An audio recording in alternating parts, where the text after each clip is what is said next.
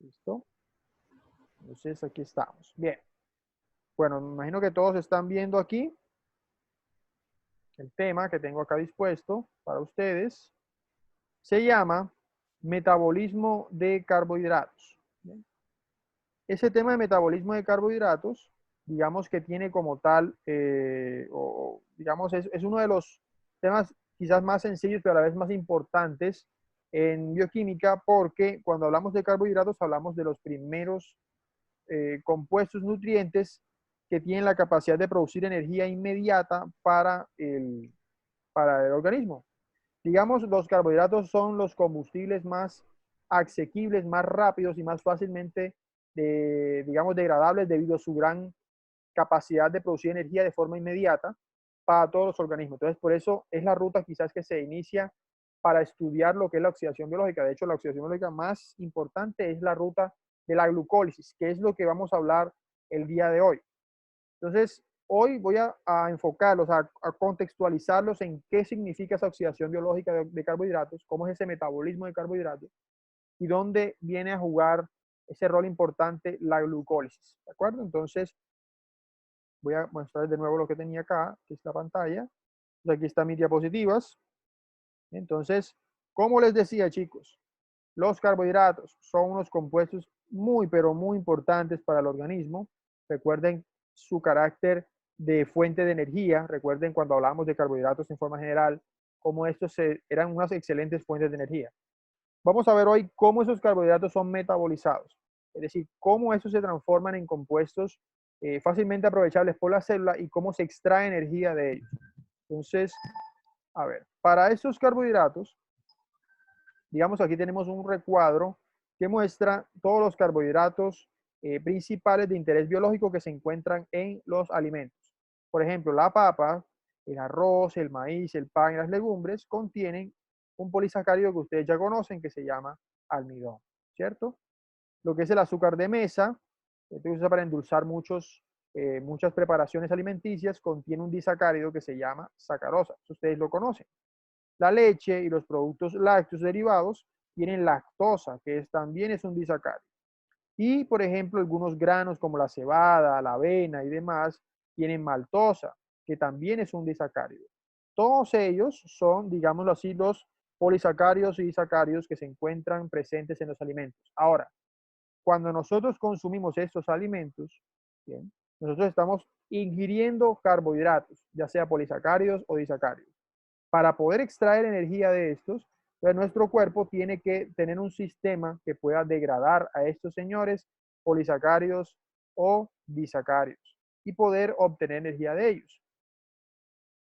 La energía que se obtiene de los carbohidratos, ya sea polisacáridos o disacáridos, digamos que lo primero que tiene que ocurrir es que estas unidades gigantescas que tienen o están formadas por varios monosacáridos unidos comiencen a degradarse. Es decir, los polisacáridos, que son estructuras gigantescas formadas por varias uniones monosacáridas, varios polímeros, tienen que comenzar a degradarse unas a otras para poder convertirse en monosacáridos de menor orden.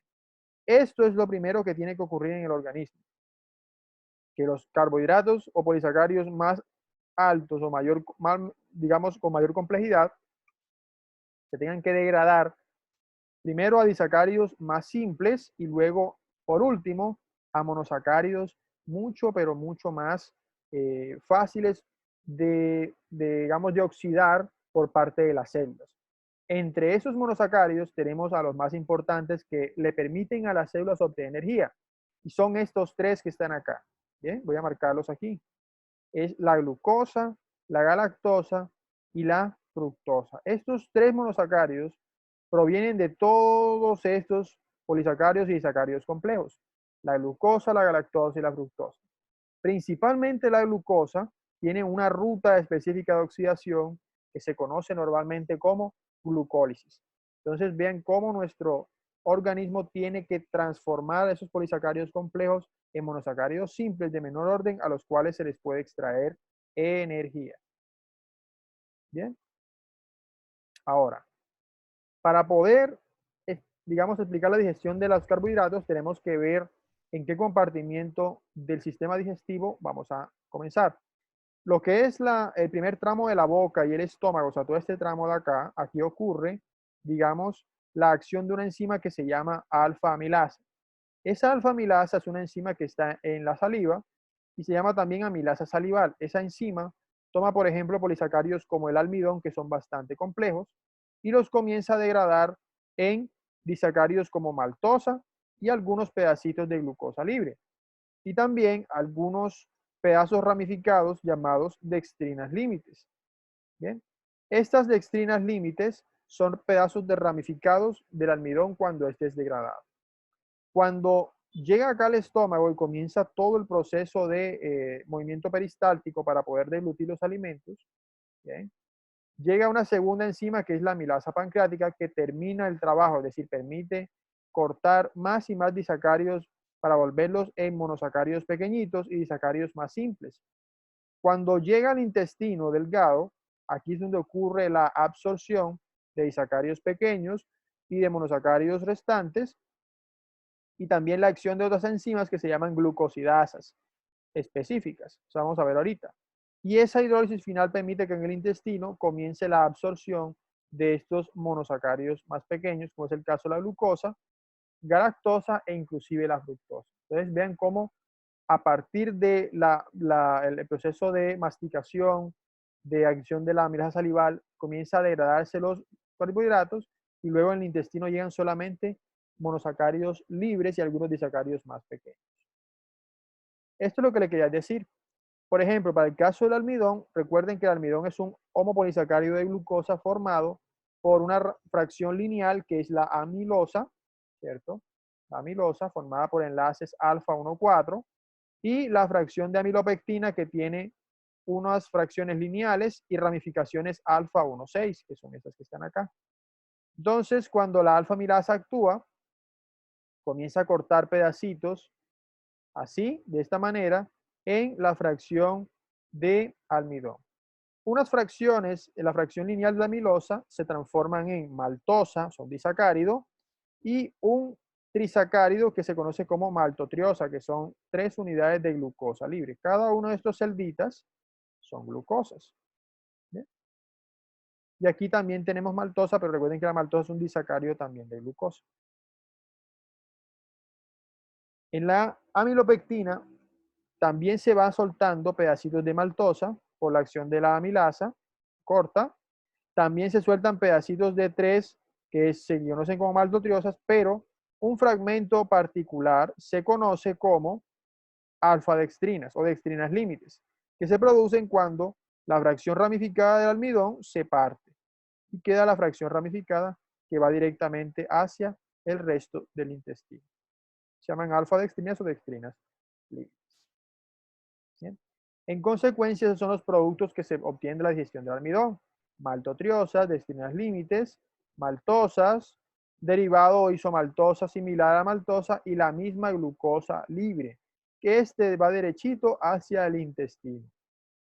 Entonces vean que el objetivo principal es ir partiendo ese ese polisacárido grande para llevarlo a monosacáridos más pequeños que puedan ser degradados.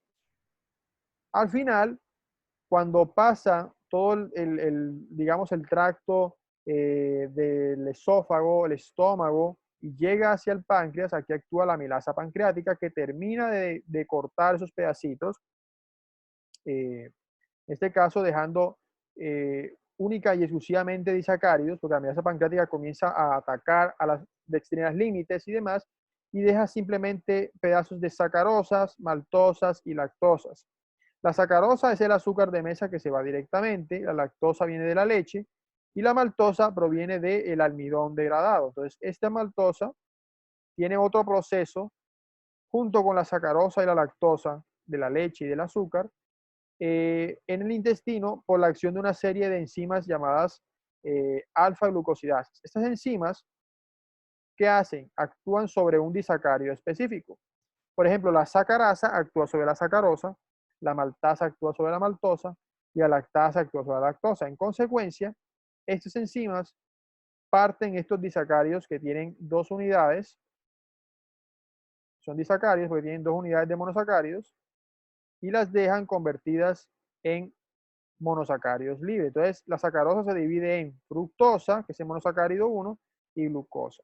La maltosa se divide en 2 unidades de glucosa y la lactosa se divide en galactosa y glucosa también. Entonces, ven que al final nos queda fructosa, glucosa y la galactosa como monosacáridos principales del proceso digestivo. Entonces, esos monosacáridos son los que entran directamente hacia el intestino para poder abordar el proceso. De ellos, de los 3 monosacáridos que les he comentado, la glucosa es el más importante y tiene su propia ruta de oxidación que se llama glucólisis. ¿Bien? Ahora, cuando los monosacáridos llegan, quiero que presten mucha atención en ese pedacito. Cuando los monosacáridos llegan, este es el intestino, ¿cierto?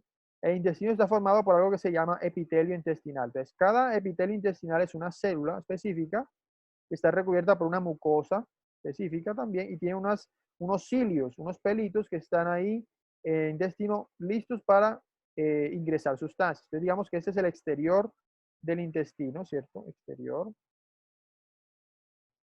Bien, y en el exterior del intestino queremos ingresar a estos monosacáridos. Entonces, cuando ellos van a ingresar, la glucosa y la galactosa lo hacen por unos transportadores específicos que se llaman transportadores secundarios.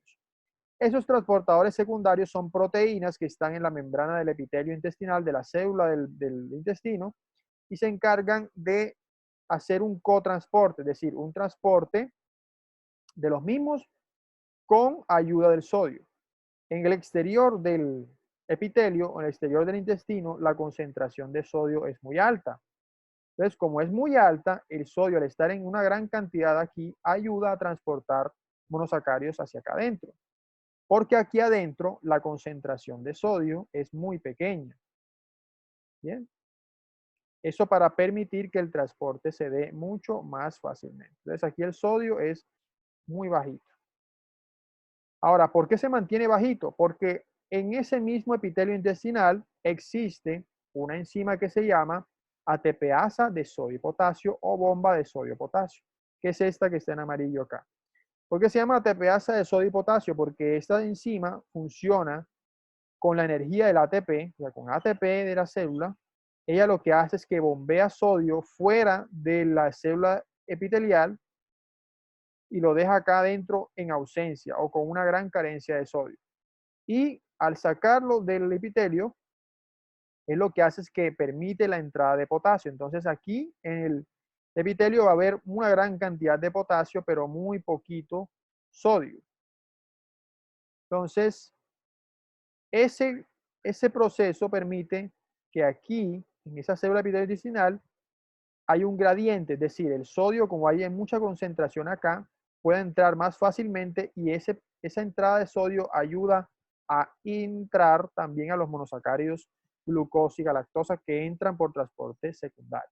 De ahí el nombre secundario, debido a que se trata de un ion secundario que ayuda a la entrada de esos monosacáridos. Bien, entonces ese es el objetivo de esa bomba de sodio y potasio. Así se mantiene el sodio pequeño acá, una pequeña concentración, y eso permite la entrada de este caso, de glucosa y galactosa. La fructosa la tiene más sencilla porque tiene un transportador específico que lo hace por difusión facilitada, es decir, él simplemente tiene su puerta de entrada. Él entra mucho más fácil, no necesita sodio para poder entrar. Cuando los 3 monosacáridos, glucosa, galactosa y fructosa, se encuentran dentro de la célula de epitelio intestinal, ahí es donde ocurre la difusión facilitada hacia la sangre por un transportador que se llama GLUT2 o GLT2. El transportador coge directamente a glucosa, galactosa y fructosa y la lleva hacia la circulación.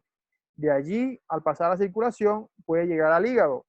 Nuestro hígado puede sintetizar glucógeno para reserva energética o lo puede llevar a las células para poder oxidarlos y obtener energía de estos. Entonces, chicos, de esa manera, los polisacáridos son degradados y de esta manera entran los monosacáridos que les sirven de energía a nuestro cuerpo. Cuando la glucosa entra, la glucosa de hecho es el principal de todos los monosacáridos en la dieta, la glucosa entra, la glucosa tiene una ruta de oxidación que produce mucha energía, que se llama glucólisis. ¿Bien?